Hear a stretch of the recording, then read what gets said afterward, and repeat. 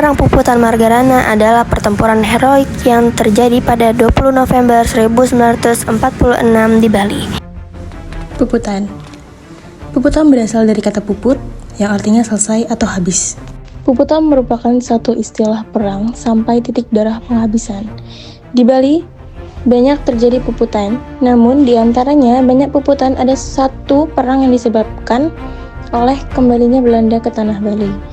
Hal itu membuat para pemuda pejuang Bali bergejolak hingga pada akhirnya melakukan perlawanan. Terjadi pada 20 November 1946 saat Belanda mencoba memperkuat kontrol atas Bali.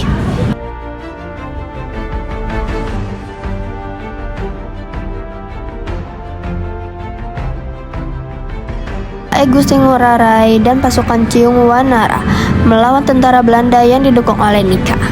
Merupakan tokoh penting dalam perjuangan Indonesia dalam melawan penjajahan terutama di Pulau Bali. Terlahir di keluarga bangsawan pada 30 Januari 1917 di Desa Carangsari, Badung, Bali. Singkat cerita, status bangsawannya ini membuatnya dikirim ke Denpasar untuk melakukan pendidikan di Hollands Inclusive School, sebuah sekolah dasar Belanda untuk pribumi. Ia juga melanjutkan studinya di Kota Malang, Jawa Timur, di Sekolah Menengah Atas, Mulo.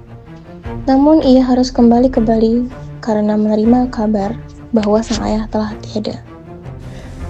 Walau tidak menyelesaikan pendidikannya, ia harus menerima kenyataan bahwa harus kehilangan orang tersayang. Ia tidak hanyut dalam kesedihan.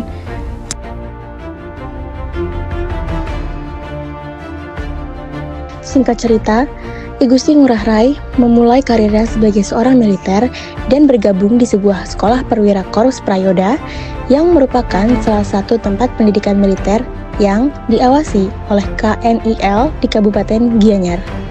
Pengertian KNIL adalah sebuah angkatan perang kolonial Hindia Belanda pada tahun 1830 dengan tujuan mengawasi dan mengkontrol wilayah jajahan. Lalu setelah ia mengenyam pendidikan di sana, akhirnya Rai memiliki pangkat Letnan II pada tahun 1940. Kemudian dikirim ke Korps Operating Forces Reserve Operation, KORO di Magelang, dan kembali ke Malang untuk melanjutkan pendidikan artileri. I Gusti Ngurah Rai sempat direkrut sebagai intel sekutu di wilayah Bali dan Lombok. Singkat waktu, ketika Jepang kalah dalam Perang Pasifik dan menyerah tanpa syarat kepada sekutu, I Gusti Ngurah Rai resmi mendukung kemerdekaan Indonesia. Ia pun bergabung ke dalam kelompok perjuangan dan mempelopori terbentuknya Tentara Keamanan Rakyat. Ia pun bergabung di kelompok perjuangan dan mempelopori terbentuknya Tentara Keamanan Rakyat di Provinsi Sunda Kecil dan langsung ditunjuk sebagai komandan. Sebagai komandan TKR Sunda Kecil, Rai merasa perlu untuk melakukan konsolidasi dengan pemimpin TKR Pusat di mana saat itu bermarkas di Jogja. Sampainya di sana, Rai secara resmi dilantik menjadi komandan resimen Sunda Kecil berpangkat Letnan Kolonel. Pada tanggal 2 Maret 1946, Nika dan pasukan Gajah Mada Merahnya mendarat di Sanut. Mereka langsung bergerak cepat menduduki wilayah Bali. Hal tersebut membuat kelompok pro-kemerdekaan bersitegang dengan Belanda. April 1946, sepulangnya dari Yogyakarta dengan bantuan persenjataan, Ngurah Rai mengetahui bahwa Belanda telah menduduki Bali dan mempengaruhi raja-raja Bali.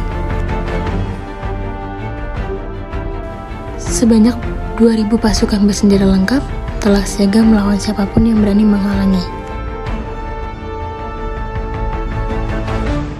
Ia melakukan tindakan dengan pergi ke Mondok Malang, Tabanan tempatnya, di markas besar umum Dewan Perjuangan Rakyat Indonesia Sunda Kecil untuk menghimpun kekuatan dengan kelompok perjuangan di Bali.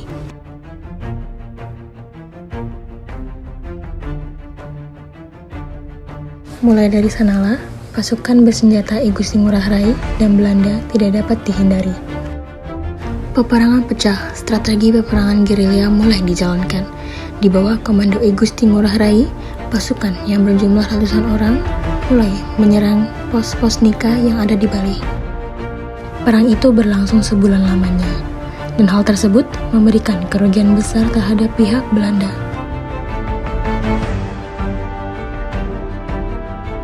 Serdadu Belanda kewalahan dan pada akhirnya tanggal 3 Mei 1946, Kapten Infanteri Kerajaan Belanda JBT Konik mengirim selembar surat berisikan ultimatum dan ajakan untuk berunding kepada Ngurah Rai.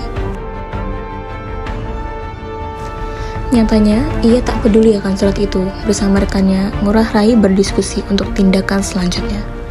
18 Mei 1946, dengan tegas ia mengirim balasan surat penolakan yang dikenal sebagai surat sakti.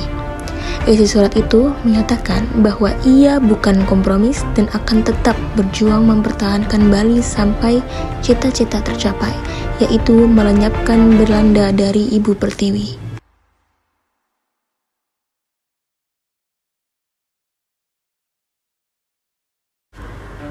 Pada 1 Juni 1946, Ngurah Rai bersama pasukannya memutuskan gerilya dengan cara long march menyusuri wilayah Bali sebagai bentuk perlawanan Bali dengan tujuan memecah kekuatan tentara Belanda.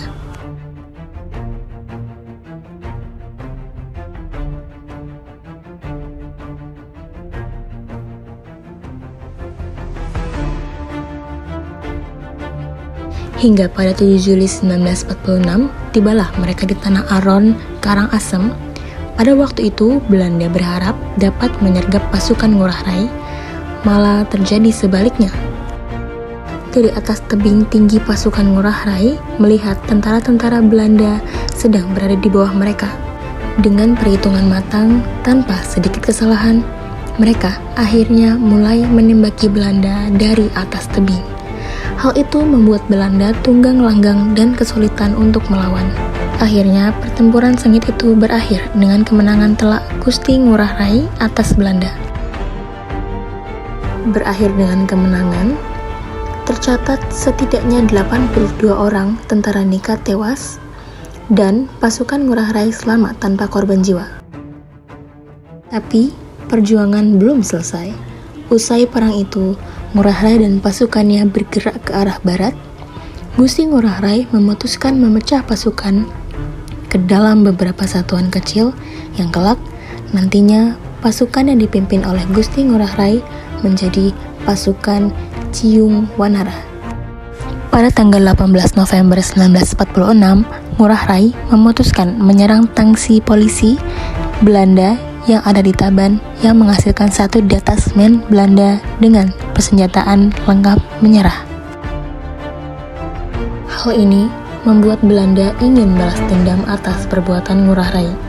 Penyerangan pertama di pukul 9 pagi masih bisa ditahan Ngurah Rai dan pasukannya. Namun hal itu membuatnya mundur sampai ke Desa Marga. Sekuat tenaga, Ngurah Rai dan pasukannya terus bertempur untuk menghindari jatuhnya korban sipil. Akhirnya, Ngurah Rai menggeser pasukannya ke sebuah ladang jagung di Margarana. Gusti Ngurah Rai tahu bahwa hal ini tidak akan berakhir baik. Ia sudah terkepung di segala arah secara besar-besaran oleh Belanda. Pada siang hari, Belanda dengan kekuatan masif melakukan perlawanan kedua. Banyaknya korban di kedua belah pihak. Petaka muncul ketika pesawat capung pengebom mulai berdatangan. Tidak adanya tempat berlindung karena mereka sedang berada di tengah-tengah ladang jagung membuat pasukan Ciung Wanara semakin kewalahan. Karena tidak ada pilihan lain, Gusti Ngurah Rai pada akhirnya menyerukan kata puputan. Ngurah Rai bersama pasukan Ciung Wanara gugur di pertempuran.